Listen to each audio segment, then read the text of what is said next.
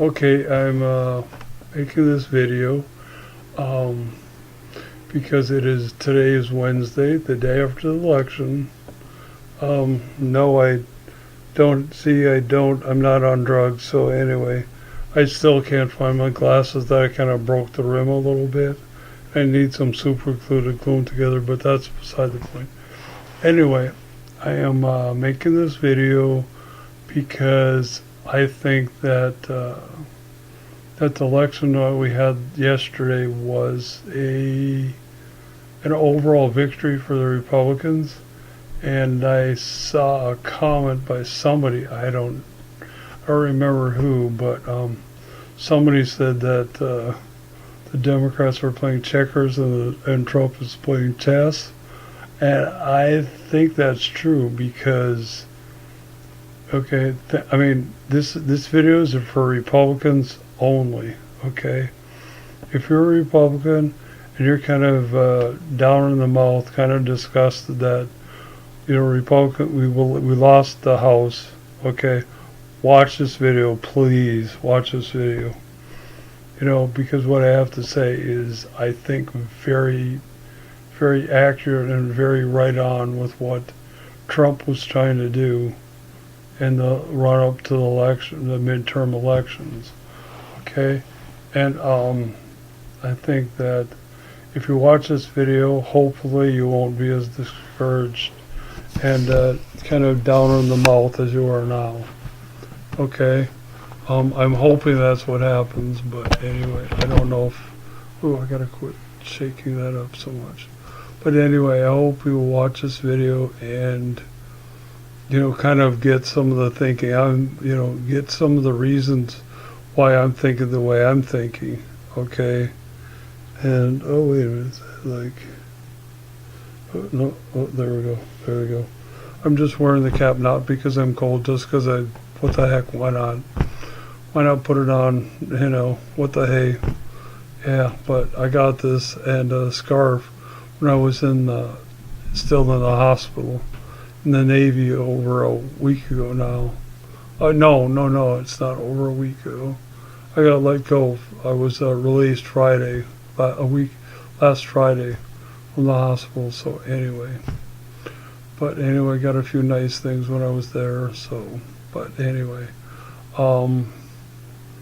Yeah, I don't know when I'm going to be going back to my place in Fargo, but it's like whenever I can get, my lymphoma back to, my kidneys back to normal, because they've really taken a hit and gone way down when it comes to they had gone way down when it comes to their functioning, and now it's coming back. Now I'm getting better. Now my kidneys are getting back to normal, and so they're not quite fully 100% at where it should be, but they're getting closer. Okay, so you can all praise and thank God for that, because I am. It's like, thank you, Lord. Thank you, Lord, that I'm getting better. Yeah, in a couple weeks I'll have another PET scan after my second chemo. After I've taken chemo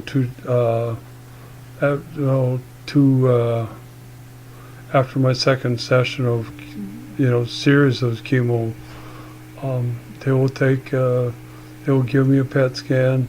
They will look at that and compare one with the other. They'll compare one with the other and look, and to see, okay, is my chemo doing the job it should be, or is it not? Period.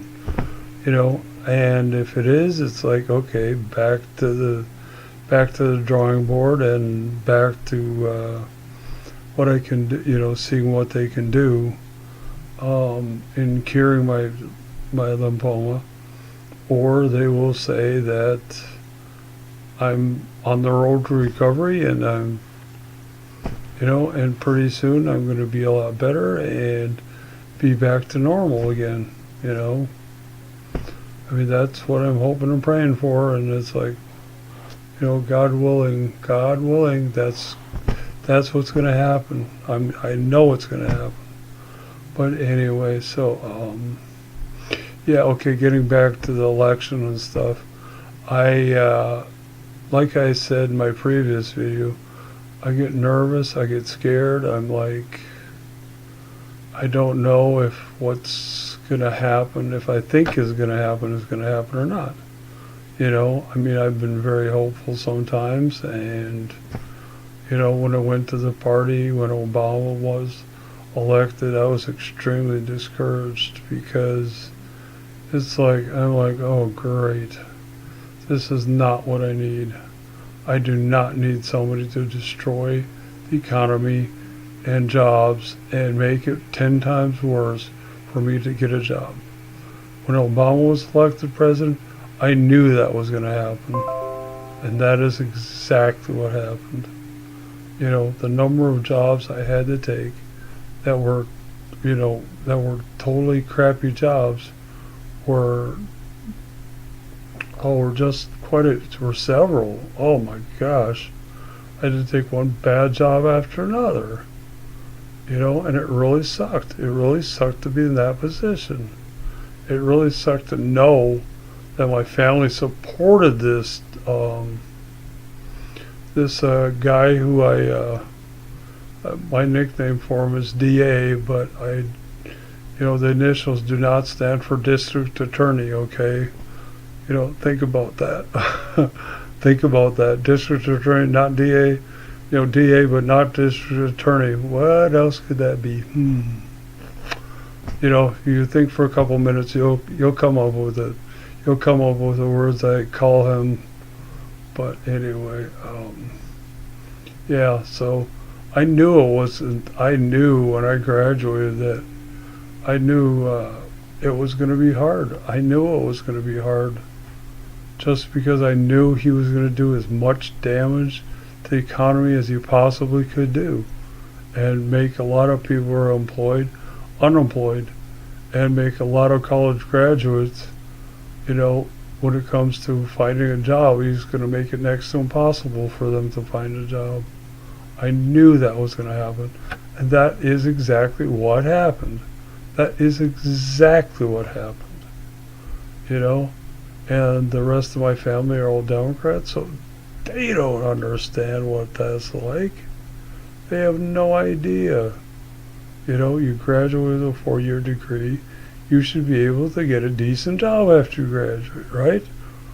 To them, to a lot of Democrats, wrong. You shouldn't have a good job. It should be hard to get a decent job. And it really sucked to know my family was supporting this idiot. I mean, they have no idea what it's like, They've all had decent jobs or, not needed a job that pays a lot of money. They've all been in that for the most part, for most of their lives. That has been their situation. Me, on the other hand, I've had to take one bad job after another just to have a job, So I know what it's like. I know what it's like to have a job, to have to get a job, and to take a job just so I could have one. Not a job that pays a lot of money, not a job that has a lot of benefits. It's like, no, most of the jobs I've taken, are right near the bottom. I mean, they're not at the bottom, but because of my experience, they are pretty close to the bottom when it comes to jobs. Okay? And so, so my family just does not understand any of that at all. They do not get it. They do not understand what that is like. Because if they were in that situation, it was a long time ago, so they forgot everything about what it was like. They said, oh, I did this job, I did that job. That was a pretty bad job. Yeah, right. How long ago was that? How long ago was that? They talk about that and they, oh, it was over 30 years ago. Okay. Do you remember what it was like doing that? Like it was yesterday? Of course you don't. Of course you don't know what it's like to have done that for the last few years, you know? I mean, I remember what it's like to do it yesterday because I did it yesterday. I know what that feels like. I know what it feels like to go to a job that you have to go to just because you have to get a job, just because you have to have money coming in. I know what that's like. I know what that's like. It sucks. It sucks to be in a crappy job. But yet, my family like, oh, I did that sometime. I did that like, let's see, how long ago was it? Oh, like 30 or 40 years ago. It's like, okay, do you know what it's like to do that job now? You know, they have to say, well, no, not really, because I haven't done that for 40 years. You know, so they don't know what they're talking about. They really don't. They have no idea what they're talking about. You know, it kind of sucks to have to be in that position, in the position of doing that. You know, for not just a few years, several years. Thank you. That was water. That was really good. But anyway, oh yeah, I was gonna. Oh boy, I'm sorry, got off onto a tangent about jobs, but anyway, and how much life sucked under Obama. But anyway, sometimes I can get off on a tangent and go for a while, but that's kind of the way I am. But anyway, the number one topic at hand, okay, is why I think that what's going on with this election really is, you know, playing chess compared to checkers. You know, Trump is at a much higher level when it comes to political than the Democrats are.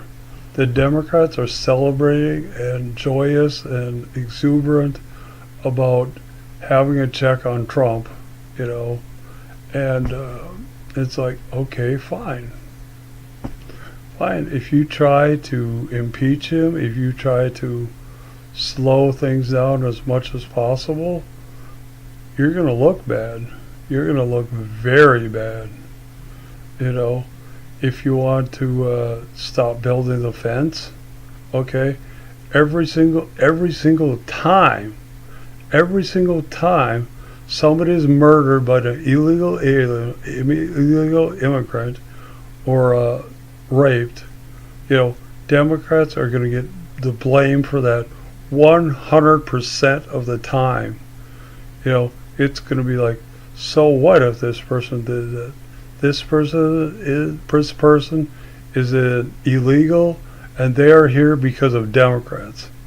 And Democrats are going to get sick and tired of being blamed for the crimes that these people commit.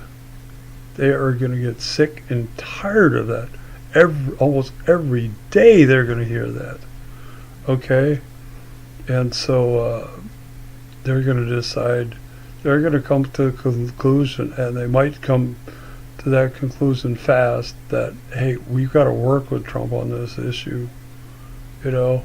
And so if it doesn't work out, that he can get some of the blame.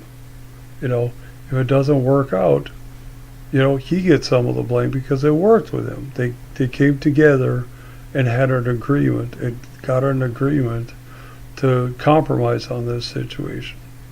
Okay? And they can come out and say, hey, look, we knew this wasn't going to work. We knew it wasn't going to work. But in the spirit of bipartisanship, we came together with Trump and we got a deal. We got the best deal we could. And see, look, it still didn't work out. It still went down in flames, you know. So they can be able to get most of the blame on Trump if they want to. You know, I really believe that. They can blame him for most of it, and they can be able to say that they did not want to do the deal.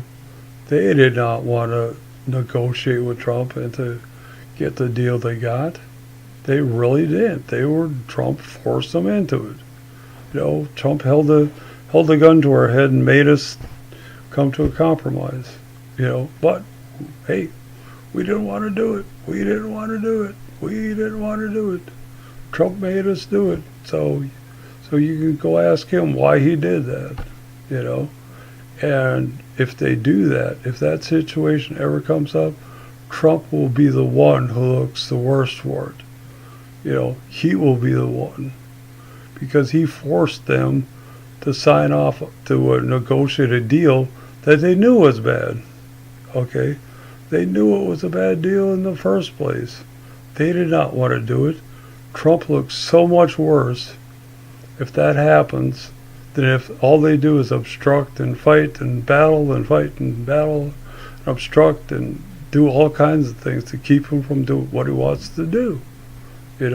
Trump will look way worse if they do that than if they just, than to just refuse to work with him. I mean, like some people have said, it's a split ballot. It's not split ballot, but it's a divided, oh boy, what's the right word I'm trying to say? But anyway, it's divided government. That's it. It's divided government that a lot of people want, and a lot of people, need to, want to have. They don't want everybody to have all the control.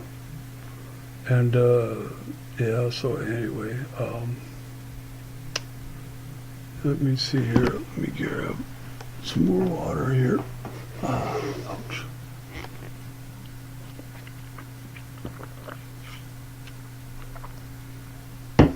Oh man, that tastes good. But anyway, here's point number 2. What if it works out great? Okay, if it works out great, they get some of the glory and the praise for it working great. Okay, but they don't look so good if they come out and say, yeah, we didn't think this was going to work anyway. We thought this was going to suck. And then it succeeds beyond their imagination. Democrats don't look so good then if they do that. So they got to be careful. They got to be careful when it comes to negotiating a deal with Trump. If it's a deal that doesn't work, then they come out smelling a lot better than Trump does. But if it works, if it's smashingly successful, they're going to look a lot worse than what Trump will. Because Trump forced them to do it. And they were like, hey, we didn't want to do it. We didn't want to do it. But it works. Then that'd be a huge mistake on their part to say that. But, so anyway, anywho. Oh, boy. But I am really tired. I'm not going to go to bed right away. I'm not going to lay down right away. But anyway, what else was it? I think there was like one or two more points that I was going to make about why. Another thing is that if all they do is obstruct and deny and fight and do that to Trump, keep him from doing what he wants to do, they are going to look so bad. Democrats are going to look so bad. After the 2020 election, you can meet with all the Democrats in a phone booth. They are going to look so bad. I mean, they're going to be able to do that because, so many, all Trump has to do, okay? And I'm going to tell you what I think Trump would do at campaign stops. If he has every single Republican running for the U.S. House from that state, or maybe some neighboring states, if he has that, and he says, hey, look, I wanted to do more for you. I wanted to do more for the people of this great state. you know. But the House Democrats refused to work with me on this.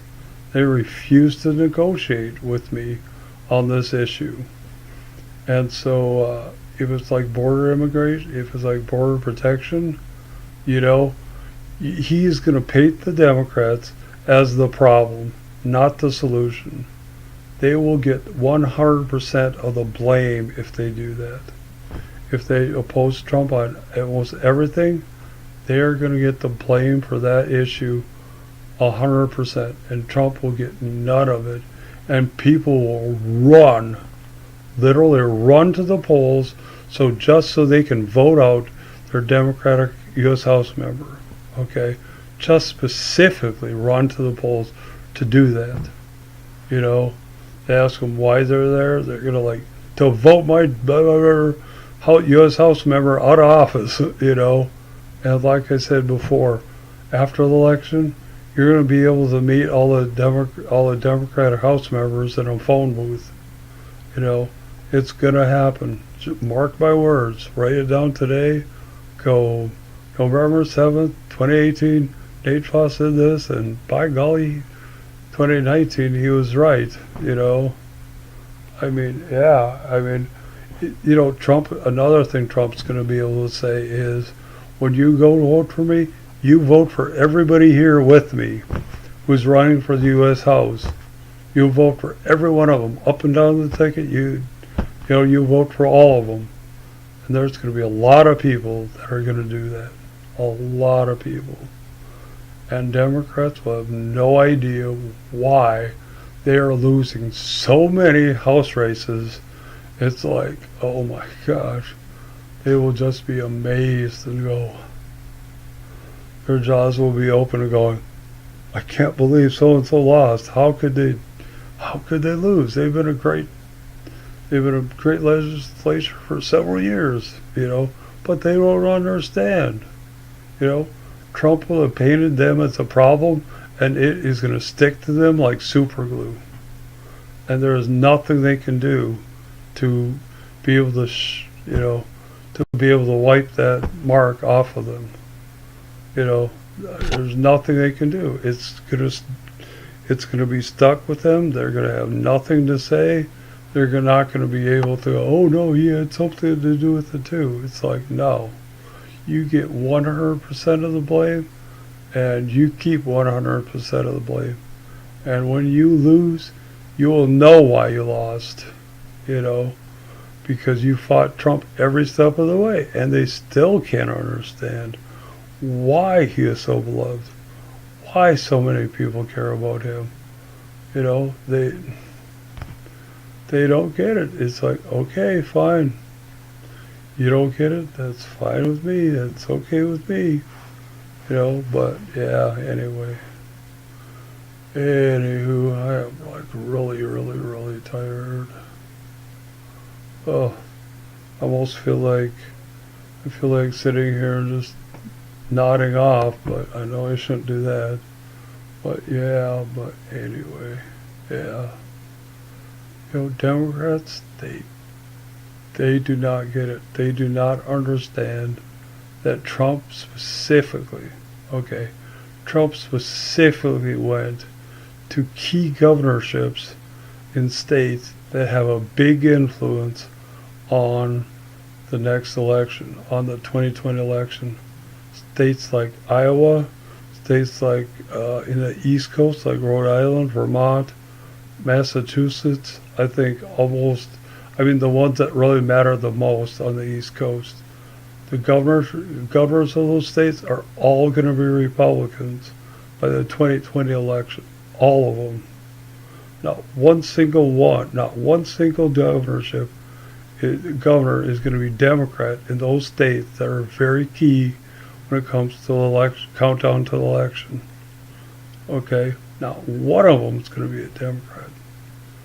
You know? And then Trump, another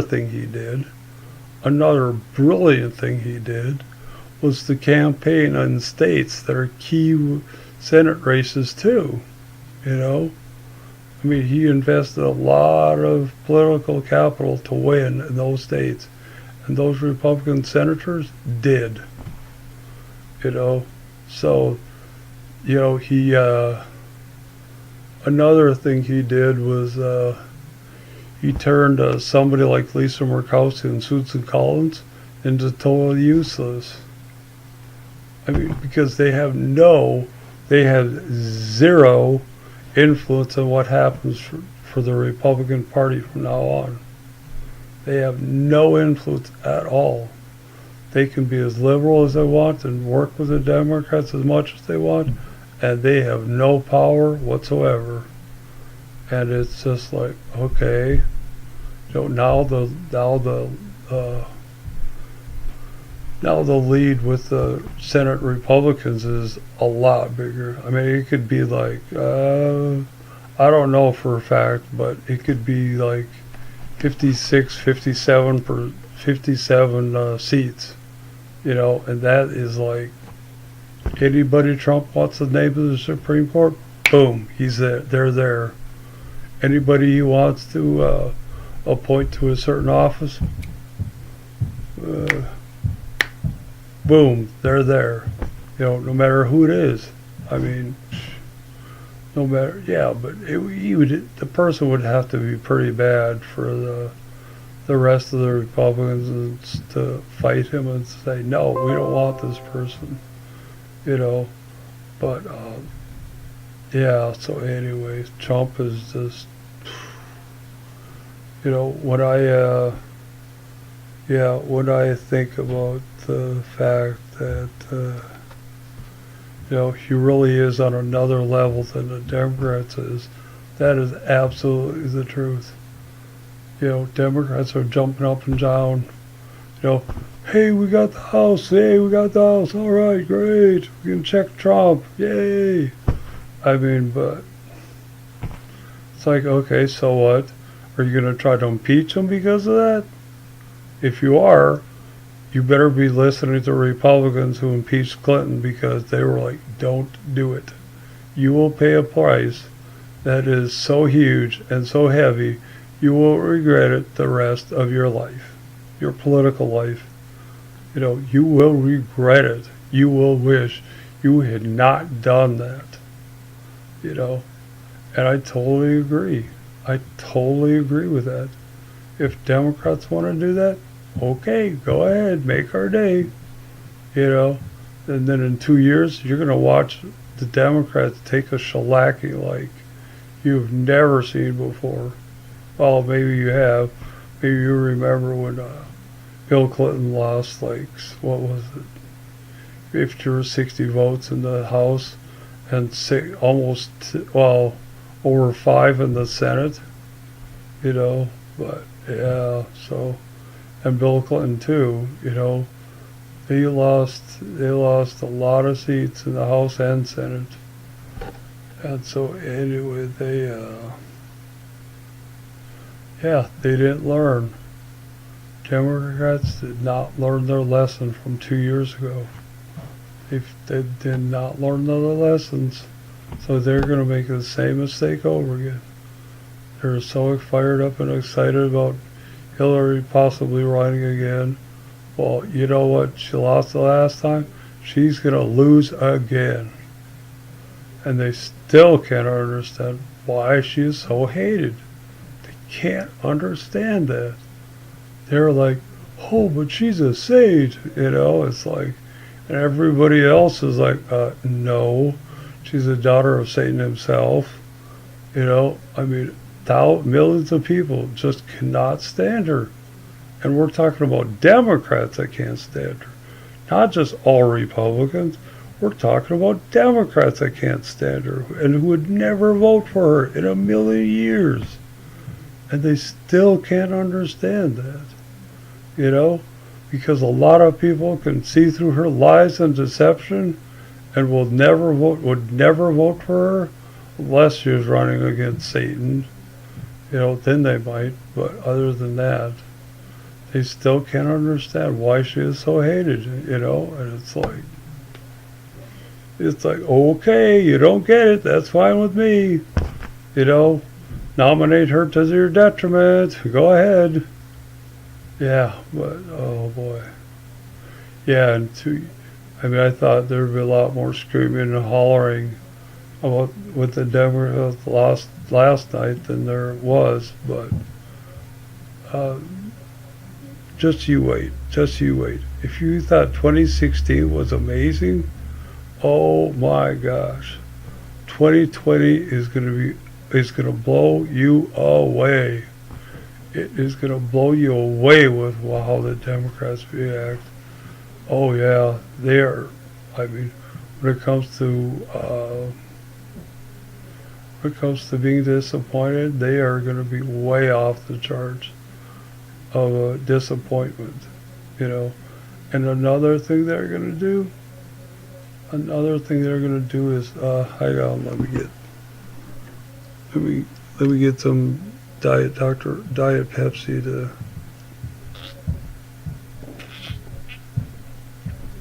Okay, that's really good. Yeah, let me get some water too while I'm at it.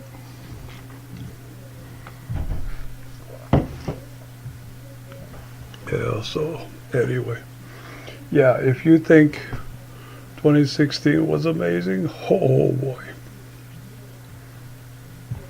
Wait until you see 2020, how the Democrats are going to react then too. If I were you and I was in a poor neighborhood, I would save as much money as I could, go to hotels and stay there for a while. Do not even go outside your house. You know, if you're a Republican and you live in a poor neighborhood, that's what I would do, because your life's going to be in danger if you do not, okay? And I'd also update the insurance on my house too, because they're going to be so pissed off. Oh my gosh. Excuse me. But anyway, they are just going to be livid. Oh my gosh. They're going to be foaming at the mouth livid in 2 years when Trump wins again. Oh my gosh, if they have Hillary as their nominee,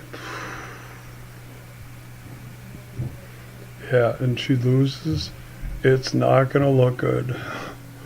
I kid you not, it is not going to look good at all.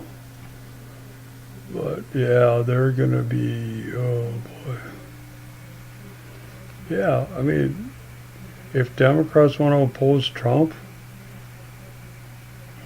I say go ahead. Go ahead. Try to take away the things that have made our country great again.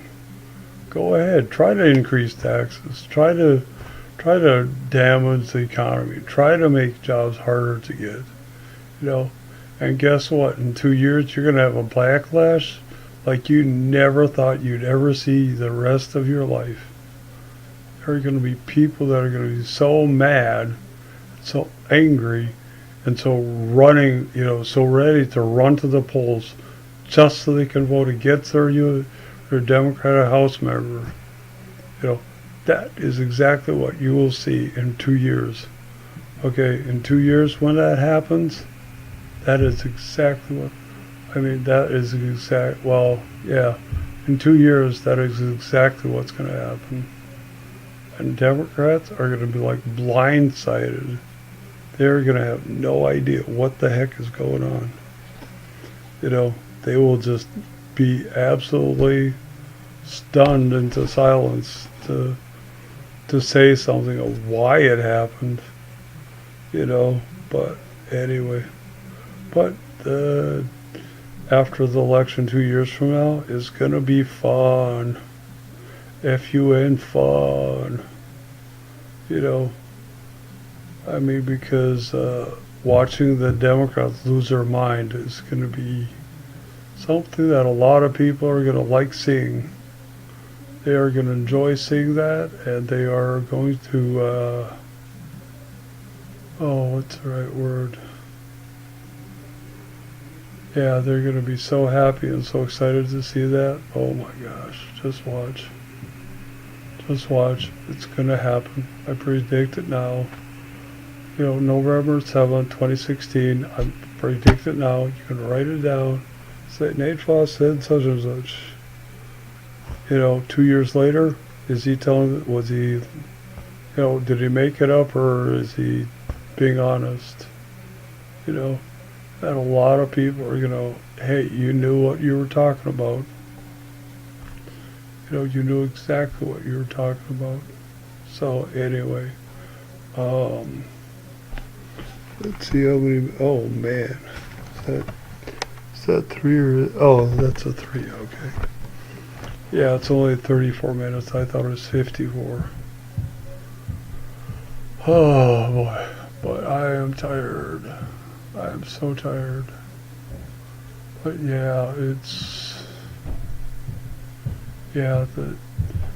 getting back to the Democrats, it's like they have no idea what they are doing. Oh my gosh. They have no idea. I mean, they are so happy to get the House back. Oh yeah, we're gonna get a check on Trump. It's like, well, okay, go ahead, get a check on Trump. He's even admitted that some of the things he did was wrong. He's even said that if he had to do it all over again, he would have changed his style and his tone. He would have changed that. He wouldn't have been as rough or as gruff as he's been. But, however, when you are the president, sometimes you have to be like that. You got to tell people some bad news that they do not want to hear. If I was the president, I would go to groups of people who are on unemployment and food stamps but can perfectly work fine. I would say, look, you're not going to get crap unless you take this job over here that you probably would hate, that you will hate. And I'm sorry, but that's too bad. That job needs to be filled. You need to take that job now. Or else you will not, or else you will be on the street starving to death. It'll be your choice. It'll be your choice to do that or not. And if I was president, that's what I would do. I would give them some tough love. I mean, it's, for some people, yeah, that's what it is. But for others, it's a kick in the pants that they need to get going, that they need to get motivated. They need to quit laying around and expect everybody else to take care of them. I mean, sometimes I've been in that position where I needed to, be kind of taken care of. Like right now, after my chemotherapy and stuff and my lymphoma, there's a lot of times I could use that too, but I don't want it. I want to get back the way I want it to be, is get back to the way I was before and to live my life the way I want to live it. Hey? Yeah. Are you okay? Yeah, I'm fine, don't worry. Okay, thank you. Fine. That was my dad. Okay. My dad is worried that, oh, I haven't heard from you for a while. Something's wrong. It's like, no, Dad. No. I'm fine. I'm okay. I can take care of myself. I can live on my own. I can, it's not exactly easy, but I can do that. I mean, kind of the reason why I'm here with my parents is because, since I'm going through chemotherapy and since I have lymphoma, it's like, okay, we need to keep an eye on you. The doctor said that. And so, hopefully in a few weeks, hopefully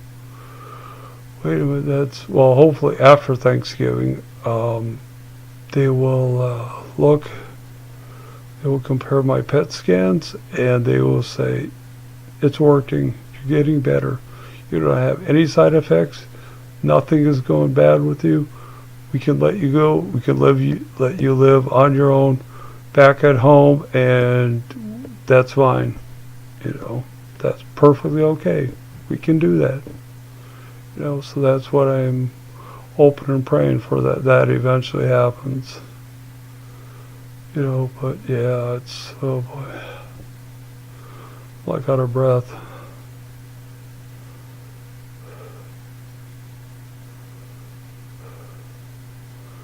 Yeah, I'm kind of out of breath for talking so long, but yeah, I mean,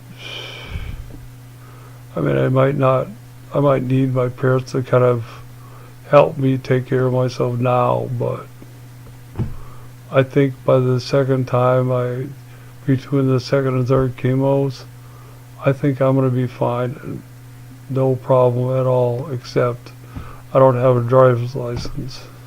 So anyway, kind of sucks because of that, but yeah, well, that's the way the cookie crumbles sometimes, your life is not everything you plan it to be, not only your life, but everything else isn't the way you planned it to be, yeah, what else would I say? But yeah, my advice is, when it comes to having a stroke, is don't have one, okay? That's my advice on having a stroke. Don't have one.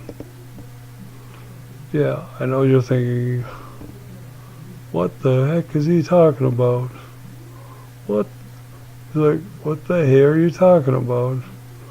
You have a stroke, you're saying don't have one? That's a little too late to follow that advice now, don't you think? And yeah, seriously, with that, I am joking. Take it easy, I'm joking. I really, seriously, I'm joking when I say my number one piece of advice is, after a stroke, is don't have one. But no, seriously, my number one piece of advice on having a stroke is work as hard as you possibly and have ever worked in your entire life at your recovery. Okay? Because if you don't work hard, if you don't try, if you don't put a lot of effort into your recovery, you are going to be in the same place you were that your stroke left you. Okay? And where is that? Okay?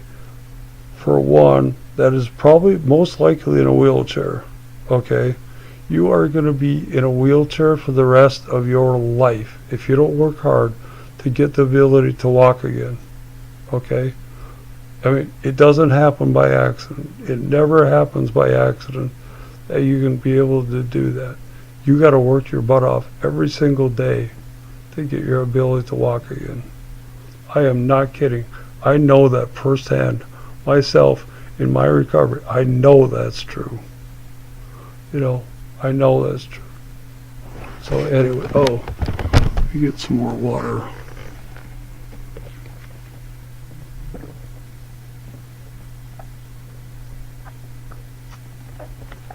Okay,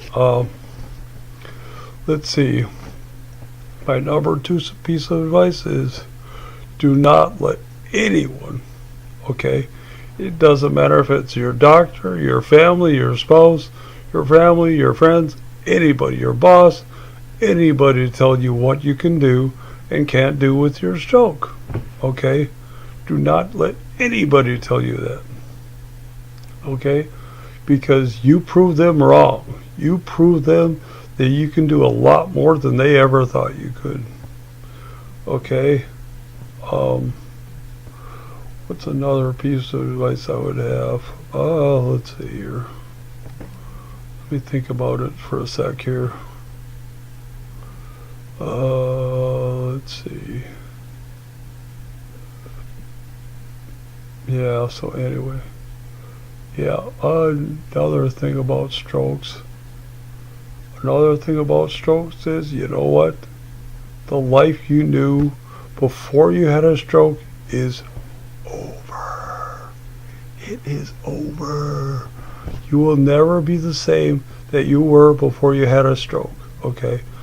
Unless you are under the age of 30 and a lot younger than, possibly even younger than that, If if you're like in your 20s or early 30s, you can get back to being almost completely, that you'd have no worries when it, well, what is let's see.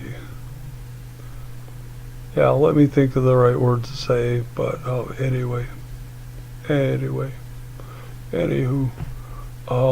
yeah, when you have a stroke, you've got to have the attitude of being an overcomer, of being able to say, you know what, I am gonna beat this. This is not gonna stop me from being who I want to be. No matter what you're doing, you can do it. You can absolutely do it. Let's see. Yeah, let me get some more water.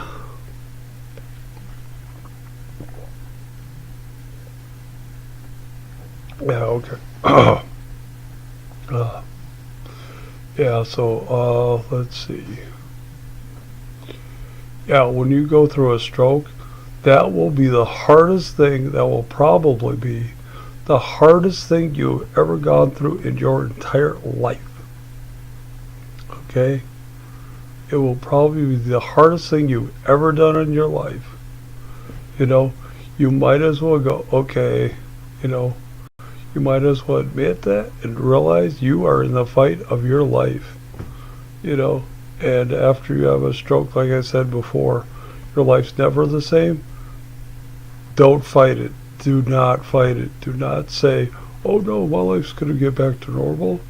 I'm going to be back to normal, no problem.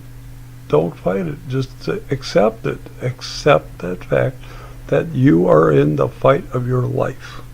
Okay? You are in the fight of your life, and you better get used to it, because, if you aren't ready to fight that fight, you're going to lose, and you're going to end up in a wheelchair the rest of your life, in a nursing home. If you don't want to fight the fight of having a stroke, I'm sorry, but you're going to lose. You're not going to get back to normal. You're going to be stuck in a wheelchair, like I said before. It's like,